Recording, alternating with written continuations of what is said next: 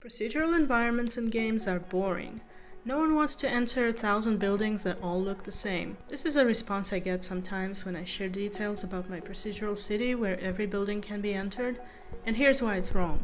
I understand that procedural environments may not be everyone's cup of tea, and procedural generation is not a replacement for manually designed levels where everything is placed with intent. But with the right approach, procedural generation can create vast and complex worlds that create a deep sense of immersion, because our minds instinctively fill in the gaps and imagine the stories behind every detail. So here are some of the immersion-enhancing attributes of procedural environments that I've discovered so far. I'll be talking about my project, which is a city exploration game, but I think this could apply to pretty much any procedural environment. By the way, I'll be talking mostly about the environment in this video, leaving the gameplay mechanics for another time. One thing I've learned while designing my procedural city is to avoid uniform distributions while dealing with random values. A uniformly distributed random value is one where all outcomes have the same chance, for example rolling the dice. This happens to be the simplest and most common way to add randomness to a game, as all programming languages have built-in random generators that create these uniform random numbers. The reason these simple dice rolls should be avoided, unless of course you're simulating actual dice, is because our brains are very good at estimating probabilities and distributions, so uniformly distributed values become predictable after a short amount of time. For example, if a certain item spawns in 1 out of 10 rooms, the player will quickly learn to expect that they'll need to visit about 10 rooms to find it, and find the most efficient way to do it, making the random mechanic trivial. In addition, uniform distributions are rare in real life, so they feel artificial. That's why I rarely use simple randoms to define any of the values in my city, and instead have a library of custom rolls with specific distributions. The most common one I use is Gaussian or normal distribution, of course, as it is the most natural. But I also combine these rolls to create more complex distributions with multiple peaks when I need them. Random values generated in this way make the outcomes for whatever attributes they define much more interesting. And even though the player will get a sense of the most common range of outcomes, they will occasionally get surprised by an outlier. For example, this is how the city's interior decor is generated. There is a common range of colors, materials, and textures that most interiors will share, making them realistic but somewhat dull. But occasionally you find an interior with wild colors and textures. These are the outliers that I personally love finding, even though they may not be realistic and some of them make my eyes bleed. And don't be fooled by how often I show these types of interiors in my videos as examples. They are actually quite rare. Another way I make my procedural environment more interesting is by not using any prefabs or templates, but instead placing every prop algorithmically with as much variation as possible. This applies to both the interiors and the exteriors.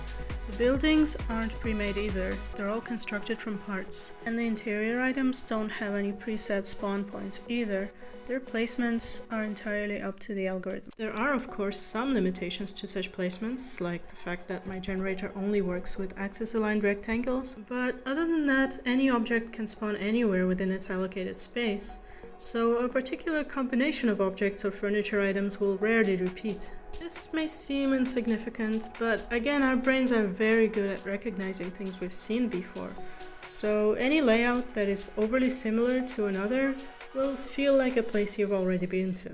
Aside from the items themselves, I try to vary as much of the space's other properties as possible. The density of the placed items, the amount of walls, wall cabinets, decor, and of course ceiling heights. That's why some interiors will feel very sparse and even kind of unfinished, and some too cramped and overly dense.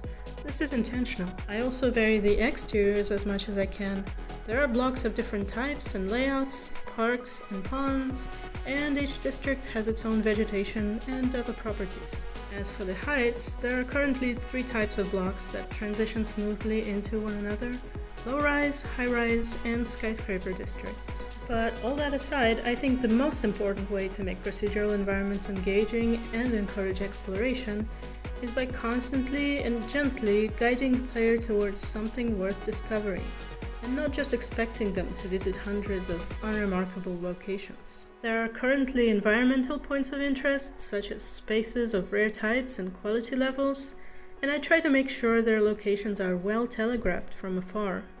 These locations will eventually contain gameplay points of interest as well, such as quest NPCs, unique items and rewards, so they're not purely decorative. And my goal is to make sure that no matter where the player is, they can always spot a point of interest within their line of sight. Make their way there, get rewarded either by a unique interaction, finding an item they could use, or just a rare space with a great view and atmosphere. And of course, once they're done, they can find their next point of interest from there. There are two ways I plan to guide the player to those points of interest. One is the most obvious, since we're in a city, you can see the building's windows from afar, as well as rooftops and terraces. And I can use them to let the player know if any of the building's interiors are worth visiting. Unusual window colors, as well as penthouses with terraces and higher floors of tall buildings, and the neon-lit skyscrapers are all signs of higher quality interior, which will not only look better than a normal one, but will have a higher chance of spawning special rooms, NPCs and items. Another way I can guide the player is by scattering notes and guidebooks across the game world, which will mention an address. Of course, not all of the mentioned places will be worth visiting, but some of the notes will contain a clear indication that this one is exceptional in some way. Now, these are the main ways I try to make my environment more interesting, on top of the other well-known procedural generation techniques. And keep in mind that I'm designing it alone, so I don't have a huge budget for thousands of custom assets or a team of level designers who could manually create a range of diverse environment types. So I have to make do within my limits. If you have any ideas on how to make procedural environments more immersive within these limits, please let me know in the comments.